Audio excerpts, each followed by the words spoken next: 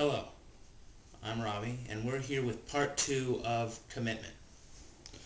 And this here is... Well, we're back again. It's part 2 of a commitment to these issues. Have you really thought about what it is you felt from your colleagues, David and Ramon? Do you feel that they live up to this kind of self-aggrandized idealism that they have of each other? I don't think they do. I think it's very phony.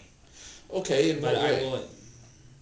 Is it within their character? Well, I don't think it is, because one, Ramon says he's a sensei, but he doesn't aspire to teach anyone really anything. He aspires to teach in the park, but until we've seen him really teach, instead of hiding in dark corners teaching, we don't really know if he really teaches. He may just get together and play grab ass in the park. Basically. In a lot of ways, do you feel that he himself is nothing more than a failed student trying to recapture some sort of self-importance? Or he's a failed student that wants a title. Without really totally being committed to working to it. A lot of it I've seen is just that, it's not so much as a midlife crisis, it's a lack of drive and ambition to what is practical in their lives. They'd rather be a star than be a schlub. So do you think an average guy? Do you think they're confusing self-esteem with ego?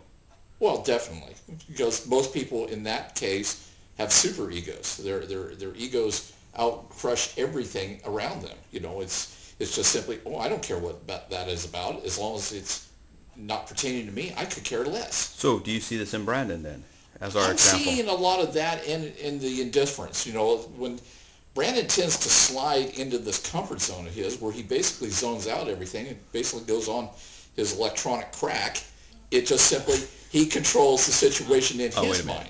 I've personally seen it where at times I've talked to Brandon right while you guys are off in educational land. Yeah, and you guys are in moron land. Yeah, while you and Tony are off in educational land, and me and Brandon are off in moron land, we'll call it. I've seen him. I've been talking to him, and suddenly he'll find the phone a lot more interesting than talking to me or talking to you or talking to Tony. Do you feel that this has a lot to do with the I'm right, you're wrong? Yeah. And then when you point out facts and where you got it from, and he still says it doesn't matter, I am right. Yeah. It's like... Do you think the superhero is acting supercharged? Yeah, definitely. There's been times like that. There's one time when we were playing Warhammer, I had just gotten up from the table, just to move my legs, and Tony comes over to me and goes, "Dude, you need to talk to Brandon. You need to talk to your partner right now, because he's just throwing this huge fit with Russ with the GW rules." And I'm going over there, and you and Brandon are just going at it, and Brandon's arguing. Did you notice I was laughing the entire time? Yeah, I noticed you were laughing the entire time. And the page was open to what he was arguing about, and I refused to read it. Yes, but he okay. Thank you for interjecting that. But I was just going, Brandon, it's just a game. It's just a game. The important part of a game is having fun. We're not having fun when Tony has to come and tell me Tony was almost in tears. Yes, I know. And tell me in tears that, dude, you need to talk to Brandon. Okay, now what you're humming and ha-ha and disturbing, what do you think about this, Jeff? Well, it seems kind of petty to me. Well, you've seen it here. Him do it here, too. Yeah. Well, the whole point is once you take him out of that comfort zone, he reverts to this kind of petulant attitude. I'd say you think it's more animal than... I think it's just a knee-jerk reflex that he has to any kind of challenge to his authority. I'd almost say it's explosive. Yeah, it tends to sometimes be an explosive because it almost seems like the second it happens, it's like a snap, like an on switch turning on, and just everything goes up. And he just flares into this anger. Is it a misguided anger, you think? I think it's a misdirected anger. Almost. Misinterpreted anger. Misinterpreted. Because misdirected... is he showing all the problems, the shortcomings of himself, and he doesn't really like to show that face in front of people? But that's also... when he wants to be an authority of something. But I'm right says self-esteem. But him not listening says superego. Yes, I would say definitely. The biggest problem with it here is everybody has this tendency. We will say that we are infallible. We're not infallible. Well, I'd almost Just say, Russ is. Even Russ is infallible. Hey, there's a safe way on McHenry. Fuck you, Russ. well, I'd almost say it's Brandon feeling the need to be in control of something. That's the point. I think at this time of his life, he is really not in control of his life, and it scares him. And he feels the need to be in control, so he grasps onto anything he feels he could be in control of. Yes. Now, going back to the fear and control, do you feel that way currently, going back to what you said in the clip before? Yes, I felt that way. Is that what you've been feeling lately? Is that why you hide an ostrich in the house? Yeah, I'll admit it, that I ostracize myself because I don't feel I have any control of my life at this moment. And that's No, but you ostrich, too. But I ostrich in a response to that. And then you ostracize. Is it out of cowardice? It's out of cowardice. Okay, I'm a coward. We'll leave cowardice for another day, because we're talking about confidence, the superego, Okay. and...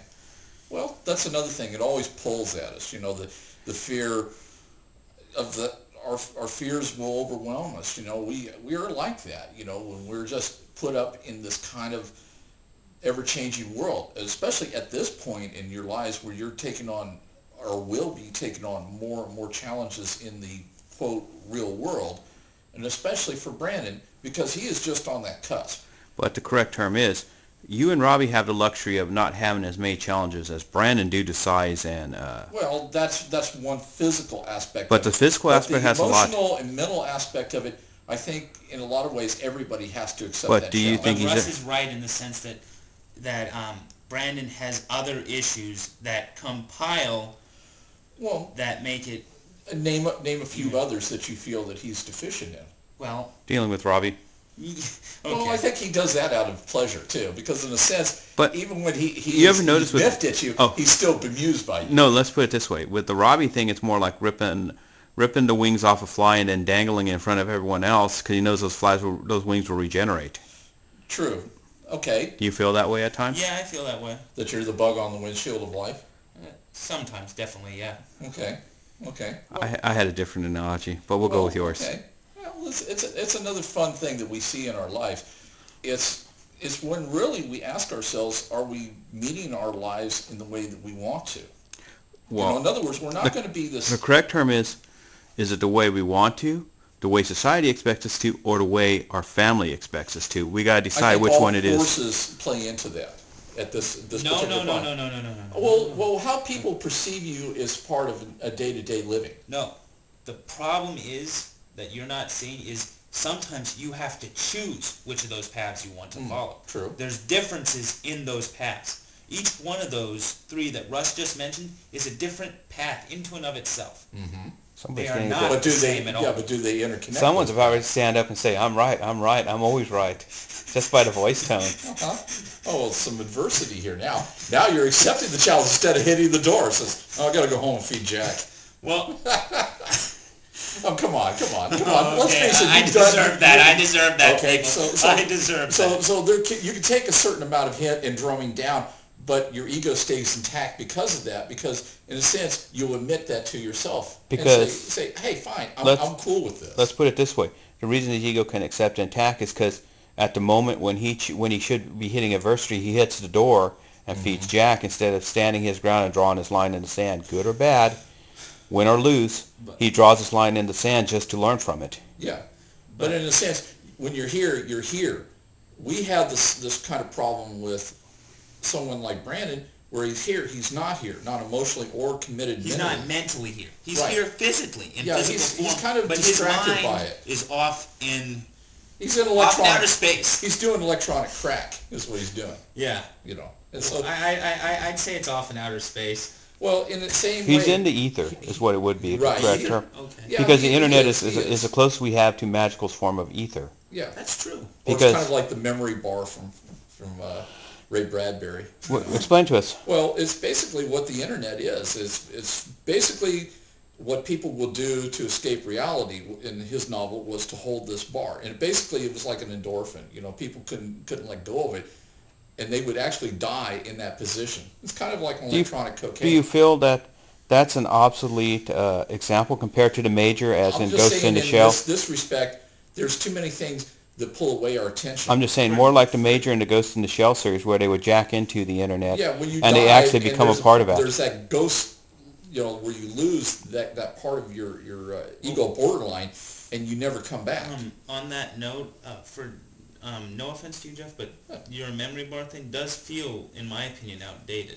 Well, in that time, because this is a pre-silicon idealism. This is still in the age of magic and mysticism. Well, in a sense, don't we kind of fall into this now? It's almost a time of almost alchemy and black magic with the kind of electronic. Ooh, Jeff said alchemy and black magic in the age of science and enlightenment. Don't we do this? Aren't chips almost, gold and embossment almost like a talisman? You're right. You mean Eric Estrada and Larry Wilcox? Mm-hmm. No. So you're saying I don't see you wearing the Estrada glasses. So you're saying that we've reached an age where science is becoming magic. Yes. Okay, let's go back to the uninformed. It would be bad. Let's go back to Robbie for a minute. The uninformed, the illiterate, but he loves the internet the same way Brandon does. Do you feel you have an opinion based upon your own observation and experience, or are you just regurgitating somebody else's? Or you're too afraid to have an opinion, period. Okay. To seem out of step. I believe that... Why do you believe no one listens to you and you do have an opinion? I believe that I don't have the information or the know-how to make an opinion on such a matter. Is this because of personal experience at Criers? Personal experience being cut off before you could get people trying to kick your ass kicked? Part of it's biased. Because what do you mean biased? I'm the same boat as Brandon. But if you're using bias as an excuse, aren't you being scared to answer a question? And we will stop here till next time.